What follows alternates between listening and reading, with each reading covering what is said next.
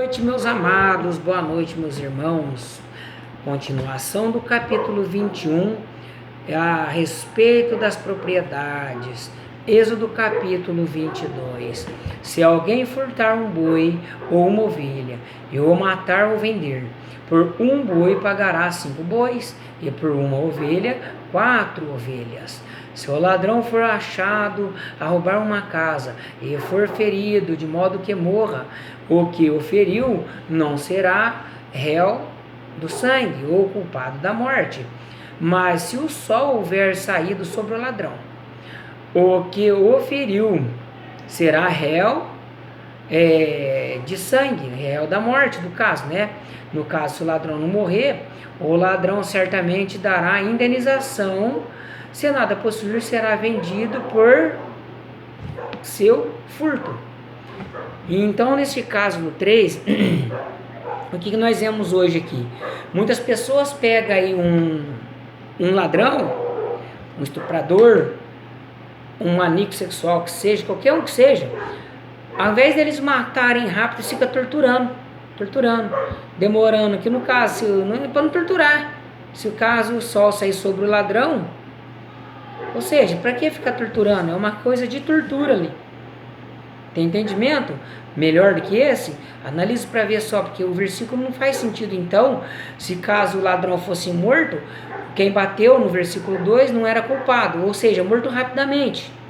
No versículo 3, no caso, se o sol saiu sobre o ladrão, né? Ou seja, se ele ficou no poder do dono da casa, apanhando, sendo espancado, se ele não morreu, ele vai ter que pagar, restituir. Mas se ele morreu por tortura, aqui no caso da lei divina, ele teria que ser culpado pela morte do ladrão. Entenderam? Legal até aí? Tem algumas ideias melhores, algum entendimento melhor? Mas é isso que o versículo me deu a entender. Talvez eu esteja enganado.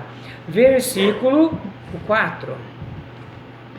Se o furto for achado vivo na sua mão, ou boi ou ovelha, seja boi, né, ou jumento, ou ovelha, pagará ele o dobro, né, que ele roubava. De primeiro roubo era gado, né, era meios de riqueza. Se alguém fizer pastar o seu animal num campo ou numa vinha, e se o soltar o seu animal e este pastar no campo de outro, do melhor do seu próprio campo e do melhor da sua própria vinha fará restituição. Ou seja, seu gado escapa hoje, vai lá no pasto do vizinho, come a melhor cevada dele. Na lei, né, divina, você teria que pagar o pasto de novo, a diferença daquele pastagem que foi comida, daquela pastagem, né? Ou pegar o teu próprio produto e devolver. Ok? Se alastrar um fogo e pegar nos espinhos, de modo que sejam destruídas as medas de trigo, as mechas, né, os maços, molho, ou a seara, ou o campo, aquele que acendeu o fogo certamente dará indenização. Ou seja, se você fizesse um fogo, né, no caso, e o fogo pegava aí, né, o vento jogava na lavoura do teu amigo, do teu vizinho, você teria que pagar. Nesta lei você tem que pagar. A lei divina sempre foi boa. Em versículo 7, se alguém entregar ao seu próximo dinheiro, ou objetos, para guardar, e isso for furtado da casa desse homem, o ladrão, se for achado, pagará o dobro. Tá vendo como é que ficava legal? Por isso que antigamente tinha menos roubo. Hoje não, hoje rouba, mata, usam droga à vontade nos setores públicos, né? É o caso aqui onde eu moro, né? E não dá nada. Não dá nada, por quê? Porque não era lei divina, é lei humana. Abreviação humana. Afrouxou-se a lei. Se o ladrão não for achado, então o dono da casa irá à presença dos juízes para se verificar se não meteu a mão nos bens do seu próximo. Seria uma atitude suspeita. Se o ladrão não foi achado nenhum bem, então o dono da casa era responsável pelo dinheiro e pelo produto. Como que Deus fazia as coisas muito certo. Não foi o que o Pai Celestial Yahweh tentou implantar ao longo do tempo? Um governo justo? Um reinado justo? Hoje está tudo bagunçado, mata, rouba, atordoado e tem leis que apoiam. Enquanto a família desamparado do morto, né, só chora e sofre quanto absolve, come do bem e do melhor na cadeia um bandido desse naipe, desse nível. O versículo 9: em todo caso de transgressão, seja a respeito de boi, ou de jumento, ou de ovelhas, ou de vestidos, ou de qualquer coisa perdida, de que alguém disser que é sua, a causa de ambas as partes será levada perante os juízes.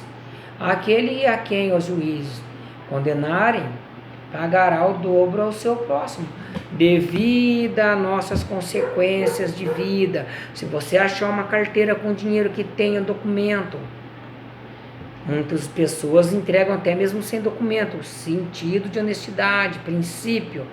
Aí você acha um celular, a primeira coisa que você faz, você leva lá para um técnico desbloquear para você roubar. E aí? Tá errado. Um documento com carteira e dinheiro, você joga a carteira fora e pega o dinheiro. Tá errado, devolva. É injusto diante do Pai Celestial, do nosso Criador, né, Yahweh, e do seu filho Yahushua, que você rompe o que é dos outros. Tá bom? Agora vamos lá para o versículo 10. Se alguém entregar ao seu próximo e guardar o jumento, ou boi, ou ovelha, ou outro qualquer animal, este morrer, ou for aleijado, ou arrebatado, ninguém o vendo, então haverá o juramento do Altíssimo entre ambos, para ver se o guardador não roubou, né, ou não pegou escondido, fingiu que sumiu, e a mão dos bens do seu próximo, né, meteu a mão nos bens do seu próximo, e o dono aceitará o juramento, e o outro não fará restituição. O juramento antigamente era terrível, na presença do Pai Celestial, era terrível o juramento. Ninguém viu, ninguém sabe, ia diante do sacerdote, o sacerdote apresentava a causa perante o Altíssimo Pai Criador Yahweh, Pai Celestial, e aí ele mostrava quem roubou, ou até mesmo por medo da ação divina do Criador, o cara, não, eu roubei, confessava, aí ele devolvia. 12.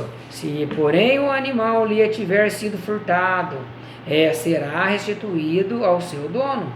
Se tiver sido dilacerado, trará-lo-á em testemunho disso, não dará indenização pelo dilacerado, ou seja, foi morto, como que eu vou pagar?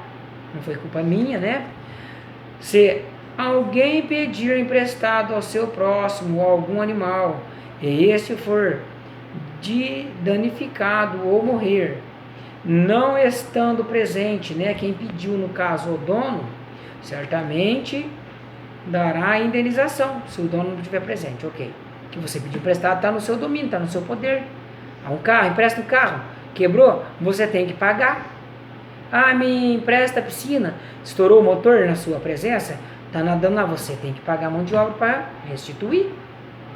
Se o dono estiver presente, o outro não terá indenização, dará indenização. Se tiver sido alugado, o aluguel responderá por qualquer dano.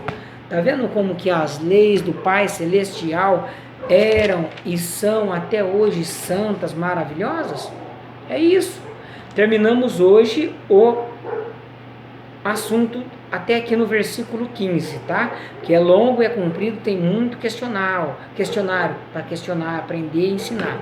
Mas comentem aí para ver o que a gente aprenderemos juntos. Amém?